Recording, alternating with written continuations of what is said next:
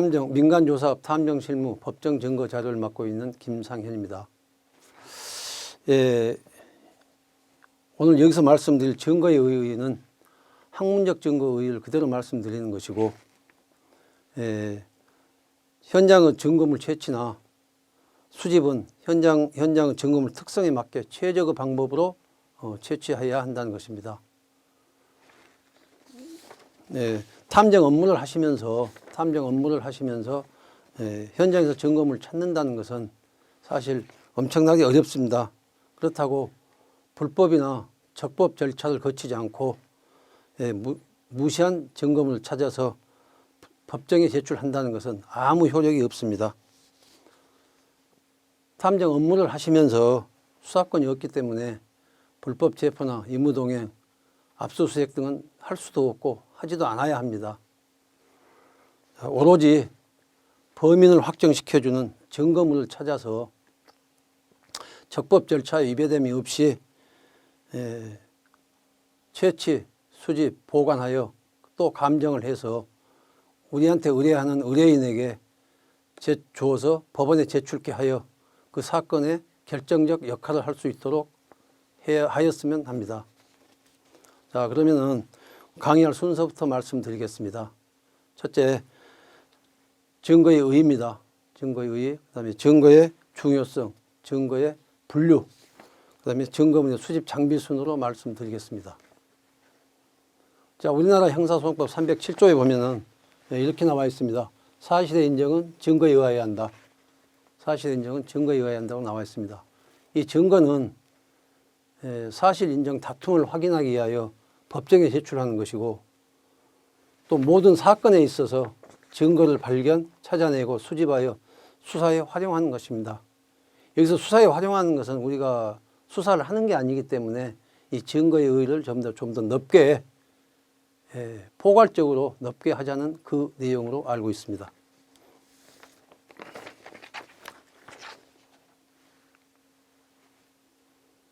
자, 증거는 여러 종류가 있으나 크게 진술 증거와 물질 증거로 나눌 수가 있습니다. 진술 증거는 증인이 법정에 서서 선서를 한 후에 물음에 답하는 것으로 직접 실험한 사실을 진술하는 경우입니다. 우리 민간조사원이 현장에서 증거물을 수집해 가지고 법정에 제출했을 때 법정에서 증인으로 채택해서 이걸 어떻게 증거물을 찾고 수집했는지 그걸 진술하는 경우에 아마 진술 증거에 해당되는 경우입니다. 다음 물질 증거입니다. 물질 증거는 크기나 모양을 갖는 실질적으로 존재하는 겁니다. 범행에 사용한 흉기, 그다음에 절도의 작물, 이게 물질 증거로 볼 수 있겠습니다. 즉 모든 물체의 증거물은 크기나 작음에 관계없이 사건 현장에서 보고 접할 수 있어 증거물은 무척 많다고 보아야 할 것입니다. 또 증거물은 범죄와 관련이 있는지를 밝혀주는 수단으로 보기도 합니다.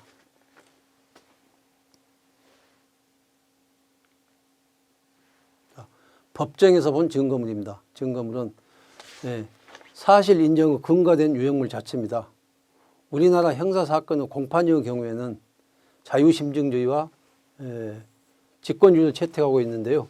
자유심증주의는 형사소송법 제308조에 증거의 증명력을 법관의 자유로운 판단에 맡긴다는 그 규정입니다. 이 내용은 우리 민간조사원이 법정에다 증거물을 제출했는데 이게 법정에서 채택이 되냐 안 되냐 그 판사가 결정을 한다는 것입니다. 또 직권주의는 법원에게 주도적 지위를 부여한다는 내용인데 법원이 사실 심리를 위해서 피고인에게 직접 신문을 한다거나 증거 조사를 하는 것으로 해석되고 있습니다. 자, 법정에서 본 증거물입니다. 이 설명을 드릴게요. 우리나라는 국민 참여 재판으로 도입으로 일부 변화가 있습니다. 그러나 현 사법제도에서는 이 적법 절차나 불법 수집한 증거는 법정에서 증명력을 절대 인정하지 않습니다. 이 규정이 형사소송법 제308조 2 위법 수집 증거 배제 원칙인데요. 이는 내용은 형사소송법과 헌법 정신을 위배, 적법 절차에 의하지 않는 증거 수집을 막기 위함에 있습니다. 지금 현재 우리 탐정업이 뭐 법률이 통과되지 않아 가지고 지금 시행은 하고 있지 않습니다만은 지금 음성적으로 하고 있는 그 탐정하는 민간 조사원들이 하고 있는 게 그 위법이라고 볼 수 있는 게 몇 가지 유형이 있습니다. 그게 뭐냐면은 적법 절차에 따르지 아니하고 그 수집한 증거는 그 이제 사인들이죠. 그 사람들은 사인, 경찰관, 수사관이 아니고 사인들이기 때문에 그 미행이 있습니다. 미행.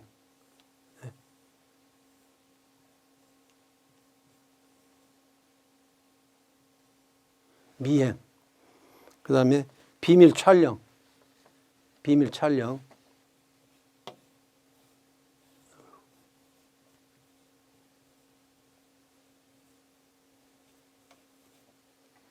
비밀 촬영.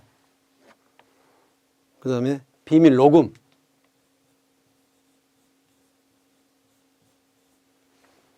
비밀 녹음. 그 다음에 녹화.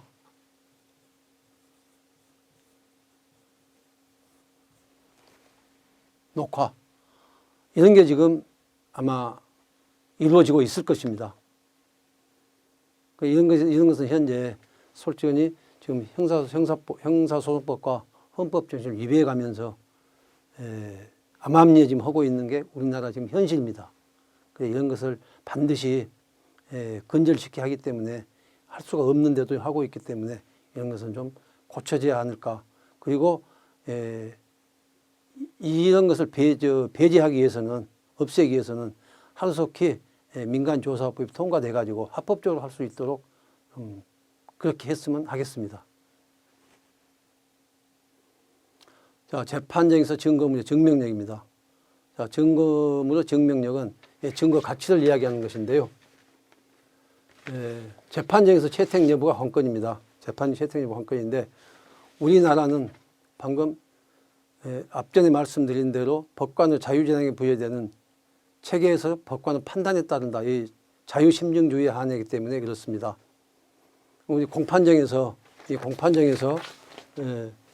과학적 증거의 증명력을 인정받아 일반적으로 받아들여지는 경우가 있습니다.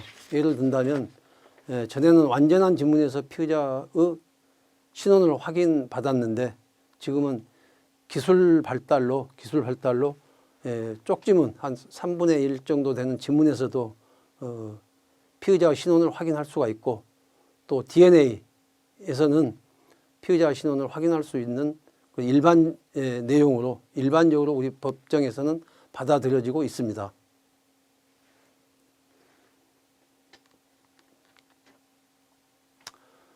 자, 재판정에서 증거물로 증명력 두 번째입니다.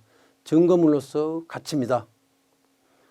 범죄 현장에서든 유형물이라고 하더라도 그 모든 것을 범죄와 관련 지을 수가 없습니다. 따라서 그 증거물을 얻게 된 정황이 정확하게 기록되고 유지되어야만 그 증거물로서 가치를 갖게 되는 것입니다. 나중에 그 사례가 하나 나오겠습니다만은 모든 게 증거물 채취하는 과정에서 적법 절차와 그 기록이 유지되어야만이 법정에서 증거 능력을 갖게 되는 것입니다.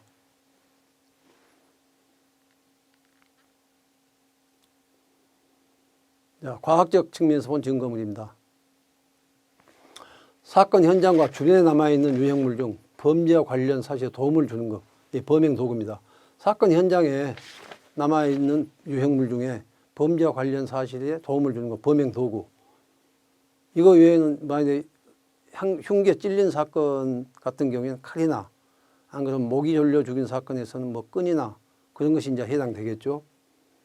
두 번째는 인체 분비물에서 접촉하는 과정에서 나타나는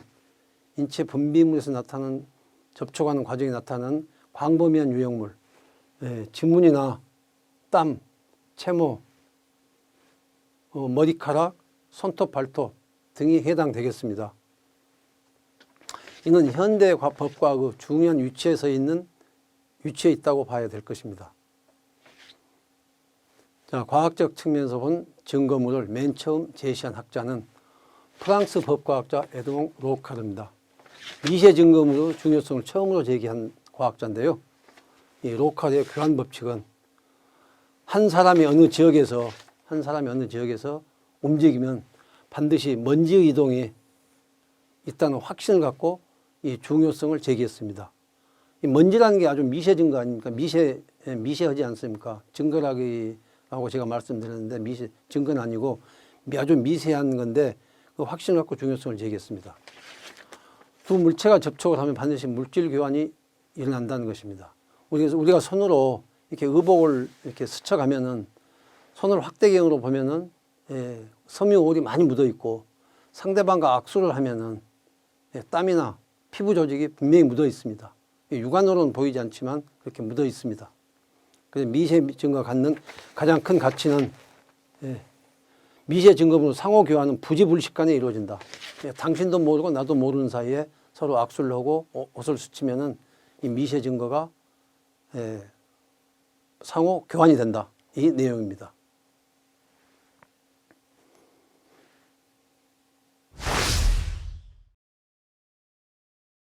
자, 증거물의 중요성에 대해서 말씀드려 보겠습니다. 우리나라 수사기관에서는 현장의 증거물에 대해서 다음과 같이 규정을 하고 있습니다. 이건 경찰 수사 규정에 나와 있는 것인데요. 현장의 증거물은 최대한 원형 상태를 유지하고 각 증거물의 특성에 맞게 최적의 방법으로 채취해야 한다. 이 말을 쉽게 풀이하면은 증거물의 채취 연속성을 고려해야 한다는 것입니다. 증거물 채취하고 또 나중에 다른 데서 뭐 봉인을 하고 또 뭐 연속성이 없이 사진도 찍지 않고 그렇게 하면은 이게 안 된다는 얘기죠.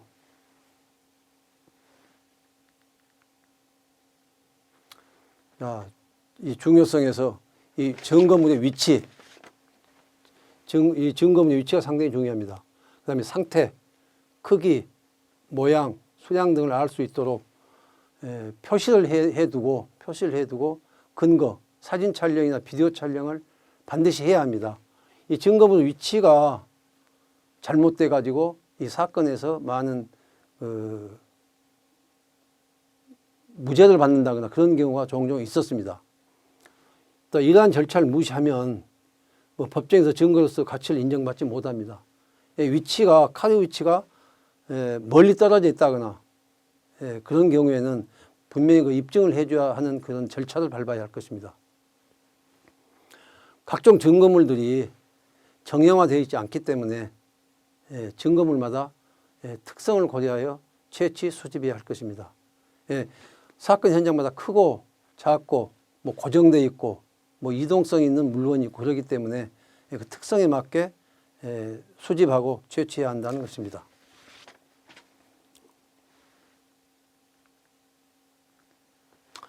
법원에서는 그 증거물을 더욱더 중요시합니다. 아까 그 절차를 소개했었는데요.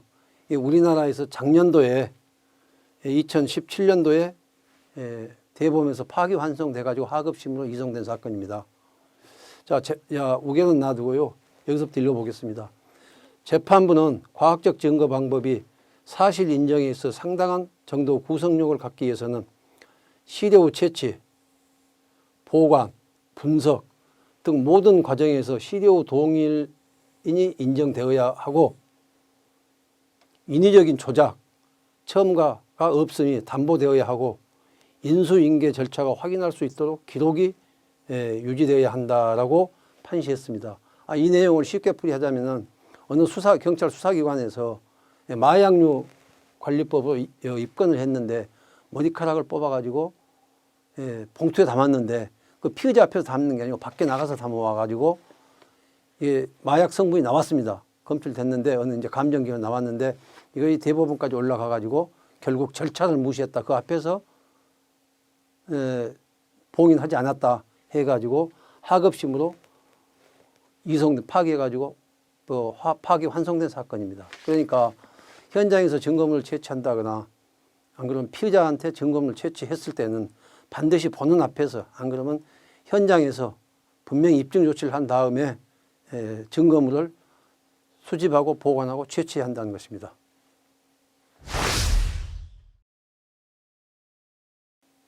다음 증거물의 분류에 대해서 말씀드리겠습니다. 증거물의 분류는 직접 증거와 간접 증거가 있는데, 피고인의 자백이 포함된 진술이 하나입니다. 이 피고인의 자백, 현장을 목격한 목격자, 그다음에 위조 통화 등이 있는데, 피의자의 자백이 법정에서는 피고인의 자백이 불리한 유일의 증거일 때는 그 자백의 증거 능력이 제한됩니다. 보강 증거가 필요하죠. 근데 여기서 이제 피의자 자백은 무슨 다른 보강 증거가 있음으로써 직접 증거가 되고, 간접 증거는 지문이나 DNA 등이 되겠습니다. 법률적으로는 이 간접 증거에 해당하나 범인의 허위 자백을 반박할 수 있고, 또 진실을 밝혀주는 과학수사 기법인데, 이 직접 증거 못지않게 지문이나 DNA가 증거물이 될 수 있습니다. 법정에서 많이 증거로 채택이 되고 있죠. 간접 증거지만은 직접 증거 못지않는 증거물입니다.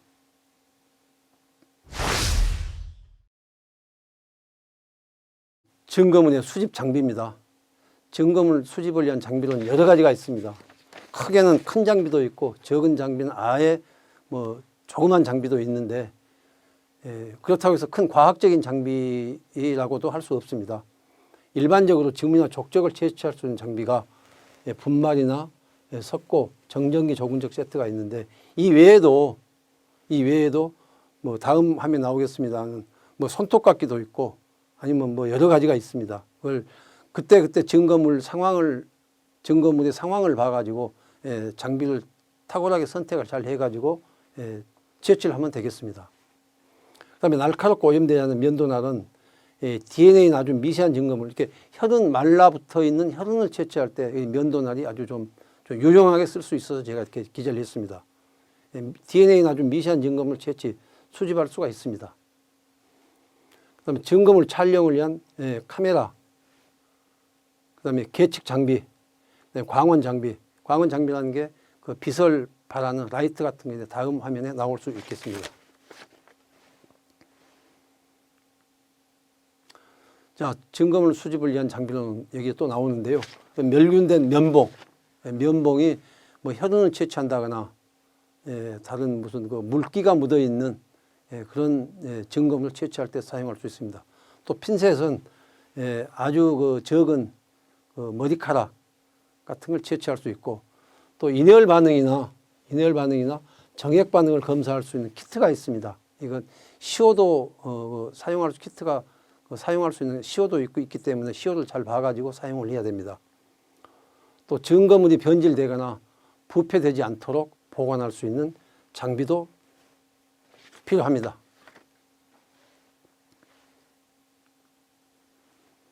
자, 증거물 채취 장비로는 이 후레쉬입니다. 구석구석을 잘 볼 수 있는 후레쉬인데, 일반적인 후레쉬는 그 밝기가 낮아가지고 증거물 찾기가 좀 어렵습니다. 그래서 이 특수한 그 좀 밝은 후레쉬가 많이 있고, 수사기관에서 또 개발한 장비도 많이 후레쉬가 있습니다.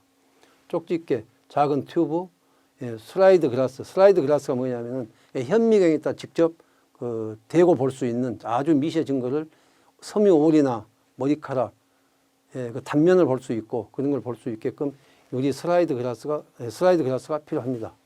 그다음에 스카치 테이프, 떼었다 붙이면 그 스카치 테이프에 그 증거물이 붙어 나오게 되어 있습니다.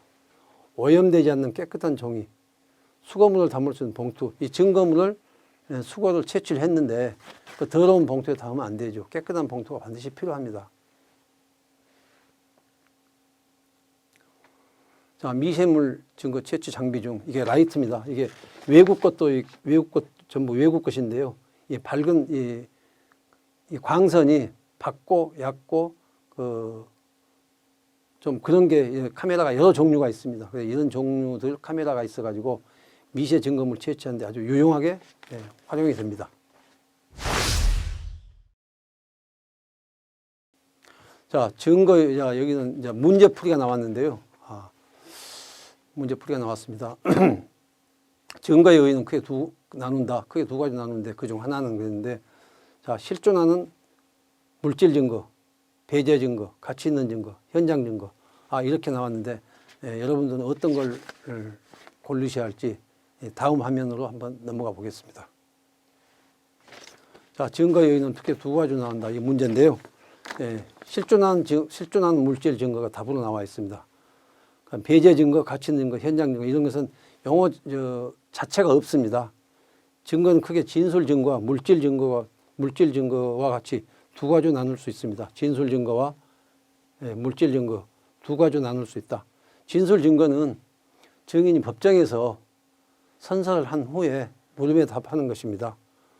또 물질 증거는 크기나 모양을 갖는 실질적으로 존재하는 증거이기도 합니다. 자, 두 번째는 아까 미세 증거물을 맨 처음 주장한 사람 그걸 물어보는 문제인데요. 자, 두 물체가 접촉하면 반드시 물질 교환이 일어난다. 물질 교환 법칙을 주장한 학자는 에드몽 로카드, 포렌시, 트래픽 에비던스, 애뉴얼 트랙 에비던스 이렇게 나와 있는데, 자, 여기서 나머지 세 개는 그냥 학명이고 그런 겁니다. 다음 화면을 보고 고르시기 바랍니다. 자, 1번 에드몽 로카드가 정답이네요. 문제의 정답은 로카드의 설명입니다. 크게 하진 않지만은 그래도 우리 감식이나 법과학을 한 사람은 알고 있어야 할 내용입니다. 두 번째는 이 트래픽 에비던스는 미세 증거입니다. 영문. 트래픽 에비던스, 법과학 영문과 미세 증거. 나머지는 미세 증거물 분석의 영문에 해당한다고 되어 있습니다. 다음 증거의 분류로 맞는 것은 아리바이, 혼합 증거, 3 탄핵 증거, 간접 증거 이렇게 나와 있는데, 이것도 역시 다음 답 화면을 한번 보겠습니다. 다음 증거 분류로서 맞는 것은 그랬는데요. 알리바이. 우선 답은 라로 나와 있습니다. 직접 증거와 간접 증거가 있는데 간접 증거입니다. 해설에서는 증거는 직접 증거와 간접 증거로 분류합니다. 혼합 증거, 탄핵 증거라는 용어는 없으며 알리바이는 현장 부재 증명하는 것을 의미합니다. 자, 현장 부재 증명이라는 게 다 아시겠죠? 다음 문제를 세 문제 이렇게 출제를 했는데요. 이제 어떤 것이 나갈지는 모르겠습니다.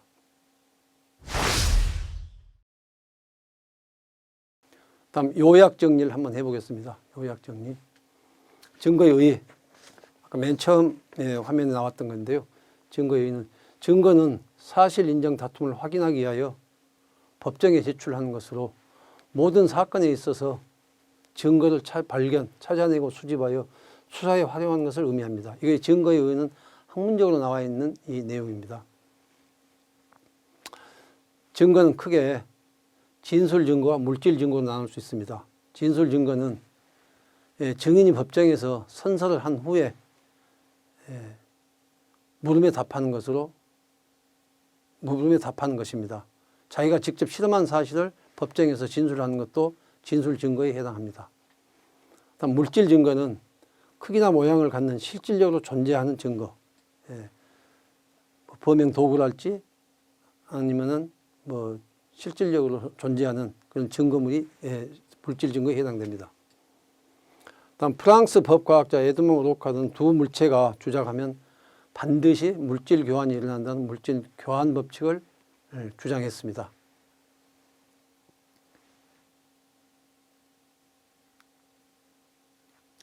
다음 증거물의 중요성에 대해서 말씀드리겠습니다.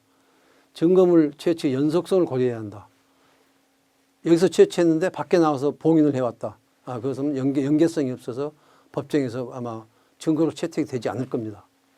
증거물의 위치, 상태, 크기, 모양, 수량 등을 알 수 있도록 표시하고 예를 들어서 번호표를 표시한다든지 표시하고 그다음에 그 근거 비디오 촬영이나 사진 촬영을 분명히 해둬야 할 것입니다. 각종 증거물은 정형화되어 있지 않습니다. 뭐 큰 것도 있고 작은 것도 있고 뭐 그렇기 때문에 각 증거물마다 특성을 고려하여 채취 수집해야 합니다. 다음 증거물의 분류입니다. 증거물의 분류는 직접 증거와 간접 증거. 아까 앞 화면도 나왔습니다만 증거물의 분류는 이렇게 나눌 수 있겠습니다. 증거물의 수집 장비로 일반적인 지문이나 족적을 채취할 수 있는 장비, 뭐 지문 잉크나 분말이나 뭐 등등 여러 가지가 있습니다. 그다음에 족적은 석고보드가 있고 요즘은 또 광원으로 돼가지고 족적을 채취할 수 있고 또 여기에 반드시 필요한 게 지문이나 족적을 채취할 수 있는 전사판이 반드시 필요합니다. 날카롭고 오염되지 않는 꼭 면도날이라고 했는데 면도날이 아니어도 되고 깨끗 오염이 되지 않아야 됩니다. 일단 채취할 수 있는 장비는 그다음에 증거물을 채취할 수 있는 카메라 그다음에 계측 장비, 광원 장비 이런 게 참 필요하고 그다음 멸균된 면봉이나 핀셋은 아까 말씀드렸지만 아주 극소의 그 섬유오일이나 그런 걸 채취하기 위해서 반드시 필요합니다. 또 인열 반응이나 정액 반응을 검사할 수 있는 키트가 필요하고요. 그다음에 증거물이 변질되거나 부패되지 않도록 보관할 수 있는 장비. 이게 사실 냉장고 같은 일반 냉장고 같은 건 해당이 안 되고 일정한 온도가 안 맞기 때문에 일반 냉장고는 해당이 안 되는데 혹시 여러분들이 그 증거를 채취했다면은 그런 그 일정한 온도가 유지될 수 있는 그런 냉장고가 있습니다. 그런 것을 꼭 구입을 해가지고 사용하시기 바랍니다. 이상으로서 1강을 마치겠습니다. 감사합니다.